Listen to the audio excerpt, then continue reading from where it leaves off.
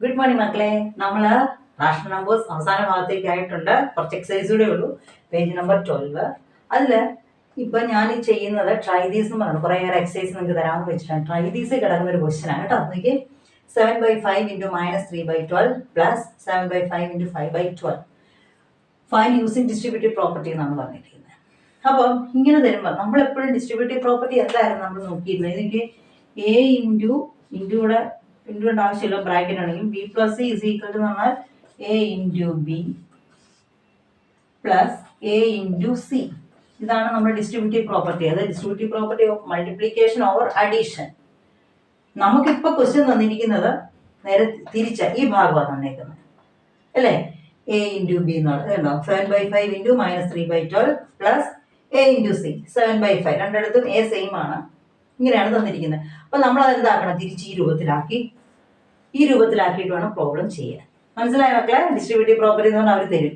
ചിലപ്പോൾ ഇങ്ങനെ ഈ ഫോമിൽ തരും. അപ്പൊ ഇതാണ് എങ്ങനെ വരുമായിരിക്കും? അങ്ങനെ ഈ ഫോമിലാണെങ്കിൽ ക്വസ്റ്റ്യൻ 7/5 into -3/12 പ്ലസ് 5/12 ഇങ്ങനെ ആയിരിക്കും ക്വസ്റ്റ്യൻ തരിക.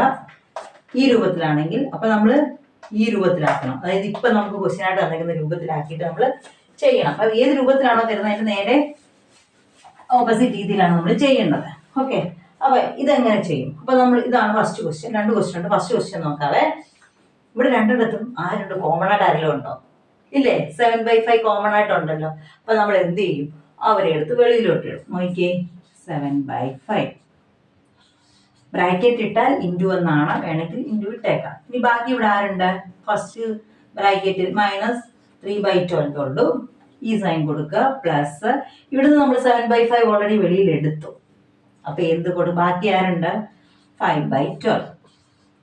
ഓക്കെ, അറിയാമല്ലോ നിങ്ങൾക്ക്.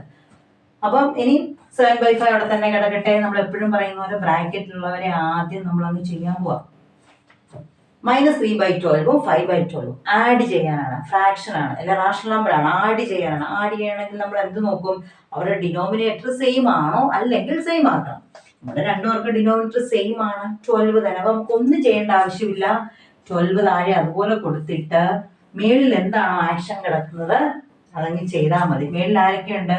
-3ഉം പ്ലസ് 5ഉം. 12 കോമൺ ആയിട്ട് എടുത്താൽ ബാക്കിയുള്ളത്. അപ്പൊ നമുക്കറിയാം ബാക്കി ചെയ്യാന് 7/5 അതുപോലെ തന്നെ എഴുതി ഇൻറ്റു 12 അതുപോലെ തന്നെ ഡിനോമിനേറ്റർ മേളിലുള്ളത് തമ്മിലുള്ള ആക്ഷൻ എന്താ? -3ഉം പ്ലസ് 5ഉം. എന്ത് ചെയ്യും നമ്മൾ? പ്ലസ് മൈനസും വന്നാൽ ആഡ് ചെയ്യും. സബ്ട്രാക്ട് ചെയ്യും അല്ലേ? സബ്ട്രാക്ട് ചെയ്തിട്ട് വലതിന്റെ സൈൻ. അപ്പൊ എത്ര വരും? +2. ആകെ തെറ്റുവാണല്ലോ.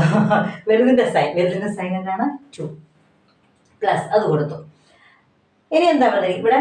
ഇനി മൾട്ടിപ്ലൈ ചെയ്യണം. 7/5 into 2/12. നമുക്ക് വേണേൽ മൾട്ടിപ്ലൈ നേരെ എഴുതാം. പക്ഷെ നമ്മൾ എപ്പോഴും സിംപ്ലിഫൈ ചെയ്യുന്നത് കൊണ്ട് നമ്മൾ എന്തെങ്കിലും മൾട്ടിപ്ലിക്കേഷൻ, ഫ്രാക്ഷനിൽ മൾട്ടിപ്ലിക്കേഷൻ നമുക്ക് ക്യാൻസൽ ചെയ്യാം. ന്യൂമറേറ്ററും ഡിനോമിനേറ്ററും തമ്മിൽ മൾട്ടിപ്പിൾസ് ആണെങ്കിൽ ക്യാൻസൽ ചെയ്യാം. ഇവിടെ ആരെങ്കിലും ഉണ്ടോ മൾട്ടിപ്പിൾസ്? 7ഉം 5ഉം മൾട്ടിപ്പിൾ അല്ല, 2ഉം 12ഉം മൾട്ടിപ്പിൾ ആണ്, 2ന്റെ മൾട്ടിപ്പിൾ ആണ്. നമുക്ക് നേരെ ഇങ്ങനെ തന്നെ ക്യാൻസൽ ചെയ്യണമെന്നില്ല, ഇങ്ങനെ വേണമെങ്കിൽ നമുക്ക് ക്യാൻസൽ ചെയ്യാം കേട്ടോ. ന്യൂമറേറ്റർ ഡിനോമിനേറ്റർ ആണെന്ന് മാത്രമേ ഉള്ളൂ, എവിടെ കിടന്നാലും പ്രശ്നമില്ല. അപ്പൊ ഞാൻ എന്ത് 2ന്റെ മൾട്ടിപ്പിൾ ആയതുകൊണ്ട് 2നെ കൊണ്ട് ഇവരെ രണ്ടുപേരും ക്യാൻസൽ ചെയ്യുക. 1 into 2 2 തന്നെ, 6 into 2 ആണ് 12. ബാക്കിയുള്ളവരെ അങ്ങ് മൾട്ടിപ്ലൈ ചെയ്ത് നേരിട്ട് അങ്ങ് എഴുതിയാൽ പോരെ. 7 into 1 7, 5 into 6 5 30, 7/30. ഇതാണ് ഇതിന്റെ ആൻസർ. സിമ്പിൾ അല്ലേ മക്കളെ?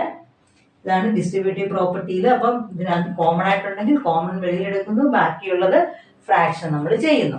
ഓക്കെ, അങ്ങനെയാണെങ്കിൽ നമുക്ക് സെക്കൻഡ് ക്വസ്റ്റ്യൻ ഒന്ന് ചെയ്താലോ? സെക്കൻഡ് ക്വസ്റ്റ്യൻ എന്നാണ്? 9/16 into 4/12 പ്ലസ് 9/16 into -3/9. അപ്പൊ ഇവിടെ നോക്കി, അപ്പൊ നമ്മൾ മുമ്പേ പറഞ്ഞ പോലെ നമ്മുടെ ഡിസ്ട്രിബ്യൂട്ടീവ് പ്രോപ്പർട്ടി ഇങ്ങനെയാണ്. A into B plus C is equal to, നമ്മൾ എന്ത് ചെയ്യും? A into B ഡിസ്ട്രിബ്യൂട്ട് ചെയ്യുമ്പോൾ ഇവർ തമ്മിൽ ആദ്യം മൾട്ടിപ്ലൈ ചെയ്യും, ഈ സൈൻ കൊടുക്കും, പിന്നെ A into C ചെയ്യും. അപ്പൊ നമ്മൾ നോക്കുക, ഇപ്പൊ നമുക്കുള്ളത് ഇത് ഈ ഭാഗത്തിന്റെ രൂപത്തിലാണ്. നമ്മൾ ഏത് ഭാഗത്തിലേക്ക് ആക്കും? ഈ രൂപത്തിലേക്ക് ആക്കിയിട്ട് നമ്മൾ പ്രോബ്ലം ചെയ്യുന്നത്. ഇത് കണ്ടോ, 9/16 9/16. അതേപോലെ തന്നെ ഇവിടെ സെയിം എയുടെ സ്ഥാനത്താണ് 9/16. ഇവിടെ എയുടെ സ്ഥാനത്താണ് 9/16. അപ്പൊ നമ്മൾ ഇങ്ങനെയൊക്കെ മാറ്റണം. അപ്പൊ എന്ത് ചെയ്താൽ മതി? നമ്മൾ ആ 9/16 കോമൺ ആയിട്ട് വെളിയിൽ എടുത്തു. ബാക്കി ഇവിടെ ആരുണ്ട്? 4/12 സൈൻ കൊടുത്തു പ്ലസ്. ബാക്കി ഇവിടെ ആരുണ്ട്? -3/9. മുമ്പത്തെ അത്ര ഈസി അല്ല ഇത്. 9/16 വെളിയിലല്ല. അപ്പൊ നമ്മൾ ആദ്യം ബ്രാക്കറ്റിൽ ചെയ്യുന്നത് 9/16 വെളിയെടുത്ത്. മുമ്പേ നമുക്ക് ഡിനോമിനേറ്റർ സെയിം ആയതുകൊണ്ട് വെറുതെ അങ്ങ് ചെയ്താൽ മതി. പ്രാവശ്യം ഡിനോമിനേറ്റർ സെയിം അല്ല, ഡിഫറെന്റ് ആണ്. ഒരുപോലെ ആക്കണം. അപ്പൊ നമ്മൾ അവരുടെ LCM എടുക്കും അല്ലേ? 12ന്റെയും 9ന്റെയും LCM. രണ്ട് രീതിയിൽ നമുക്ക് ഡിനോമിനേറ്റർ സെയിം ആക്കാം. ഒന്നിൽ എന്ത് ചെയ്യണം? ഇങ്ങനെ മൾട്ടിപ്ലൈ ചെയ്യുക. ഇത് ഞാൻ പഠിപ്പിച്ചിട്ടുണ്ട്.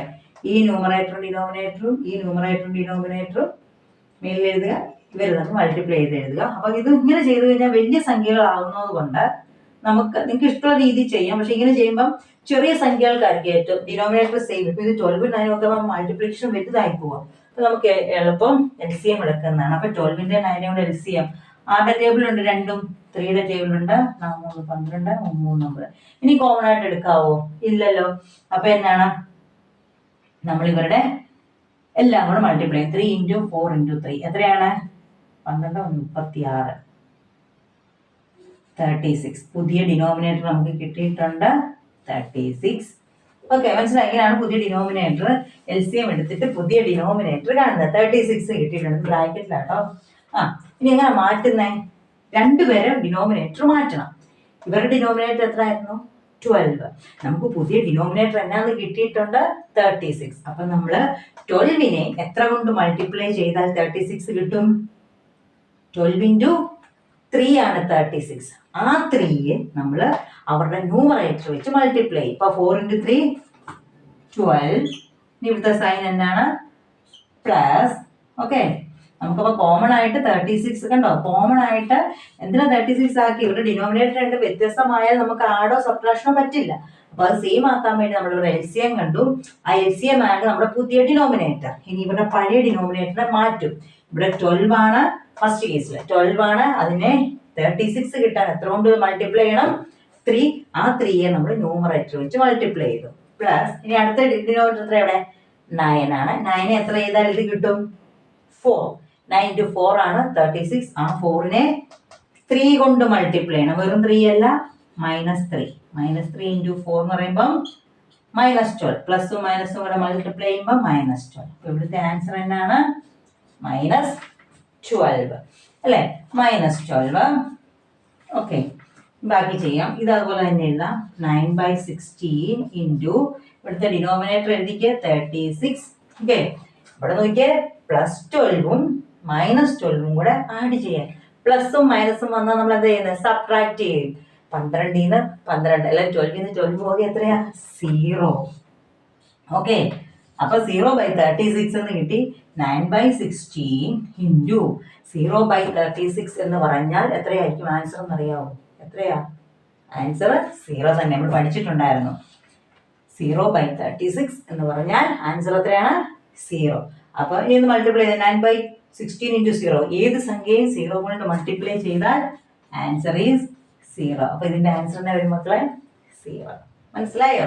ശ്രദ്ധിക്കുക, ഇത് 0/36 ന്യൂമറേറ്റർ 0 ആണെങ്കിൽ ആ സംഖ്യ 0 ആയിട്ട് മാറും കേട്ടോ. പിന്നെ ഏത് സംഖ്യയും 0 കൊണ്ട് മൾട്ടിപ്ലൈ ചെയ്താൽ ആൻസർ ഈസ് 0. അപ്പൊ ഇതാണ് ഡിസ്ട്രിബ്യൂട്ടീവ് പ്രോപ്പർട്ടിയിൽ 2 എക്സാമ്പിൾസ് ഞാൻ ചെയ്യിച്ചതാണ്. ട്രൈ ദീസിലുള്ളതാണ്. ഇത് നിങ്ങൾ ചെയ്ത് നോക്കണം. വീഡിയോ കണ്ടിട്ട് ഇതുപോലത്തെ പ്രോബ്ലംസ് ഒക്കെ എക്സാമിന് വരും. അപ്പൊ നിങ്ങൾ ചെയ്ത് നോക്കണം. ഓക്കെ മക്കളെ, അടുത്ത വീഡിയോയിൽ കാണാം. ചാനൽ സബ്സ്ക്രൈബ് ചെയ്യണം കേട്ടോ, ലൈക്ക് ചെയ്യണം. Thank you.